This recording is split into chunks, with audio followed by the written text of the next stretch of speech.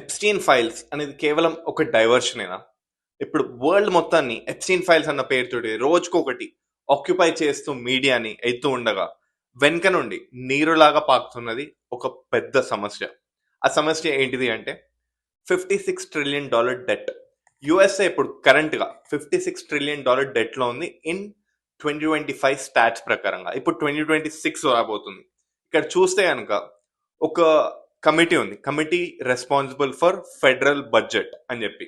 Simple గా చెప్పాలి అంటే ఒకటే రోజులో మీరు ఇవాళ రేట్ ఆఫ్ ఇంట్రెస్ట్ పెరిగేసి రాదన్ గ్రోత్ అయితే ఎలా అన్నట్టుగా. ఇప్పుడు లాస్ట్ ఇయర్ కి ఈ ఇయర్ కి 23.3% స్పెండింగ్ ఉంటే ఒక గవర్నమెంట్ది, సడన్ గా 1 ఇయర్ లో వాళ్ళు 24.4%. ఈ 1% అనేది ఎన్నో బిలియన్స్ ఆఫ్ డాలర్స్ నుండి ట్రిలియన్స్ కి వెళ్ళిపోయినట్టు.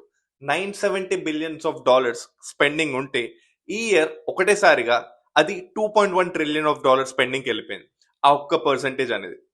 దీనివల్ల వీళ్ళు ఒక్కసారి స్టాట్స్ ని ప్రీవియస్ గా కంపేర్ చేసి చూసుకుంటే కనుక World War II, ఎప్పుడు 1945 లో అవుతున్న World War II, అప్పుడైన డెఫిసిట్ ఏ విధంగా అయిందో ఇప్పుడు అంత స్పెండింగ్ అయిపోయింది. వీళ్ళు ఎర్నింగ్ అవుతుందా అంటే అవుతుంది, కానీ అంత సిగ్నిఫికెంట్ అమౌంట్ లో కాదు. ఎర్నింగ్ పర్సంటేజ్ అనేది 17.2 నుండి 17.8 వరకు పెరిగితే ఆ పర్సంటేజ్ ఆఫ్ ఎర్నింగ్ స్లోగా, ఇక్కడ స్పెండింగ్ అనేది ఏకంగా 1% పెరిగేసరికి ఈ మిలియన్స్ కి బిలియన్స్ కి ట్రిలియన్స్ కి ఈ డిఫరెన్సెస్ వల్ల ఒక క్రైసిస్ స్పైరల్ వచ్చేసింది. దాన్ని డెట్ క్రైసిస్ అంటున్నారు ఇక్కడ ఉన్న committee which is doing for budget ratios and all. So ఈ బడ్జెట్ ని క్యాల్కులేట్ చేసే వాళ్ళు ఏమంటున్నారంటే ఈ క్రైసిస్ వచ్చేసి ఒక స్పైరల్ క్రైసిస్ అయింది.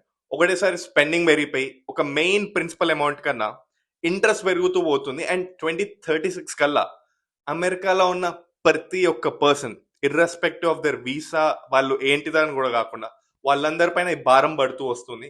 ఇనిషియల్ గా ఇదంతా బాగానే ఉంటుంది బికాస్ గవర్నమెంట్ ఖర్చు పెడుతుంది, ఇక్కడ మీ గ్యాస్ ప్రైస్ అవన్నీ తక్కువ కనిపిస్తాయి. బట్ ఇదంతా మీ మీదనే ఎఫెక్ట్ అవుతుంటుంది మీ వెనుక నుండి, బికాస్ ఆ ఇంట్రెస్ట్ అంతా ఆ మిత్తి ఎవరి మీద పడుతుంది? ఇదంతా వచ్చేసి లాస్ట్ కి ప్రజల మీద పడుతుంది. సో ఈ డైవర్షన్ ఇది ఎవరికి తెలియకుండా ఇప్పుడు ఆల్రెడీ ఇక్కడ ఉన్న సుప్రీం కోర్ట్ వాళ్ళందరూ దీనిపైన ఫోకస్ చేస్తూ ఉన్నారు. అండ్ ఇప్పుడు కరెంట్ గవర్నమెంట్ పైన వీళ్ళందరూ బ్లేమ్ చేస్తూ ఒక సీరియస్ యాక్ట్ లో ఉండగా ఇంత అవుతున్నది. ఇంత ఎకనామిక్స్ అందరూ ఈ R is greater than G, so ఈ rate of interest is greater than the growth అని చెబుతూ ఇంత స్పెండింగ్స్ అయిపోతూ ఉంటే ఇదంతా అతలాకుతలం షేక్ అయిపోతుంది only because of one big beautiful act.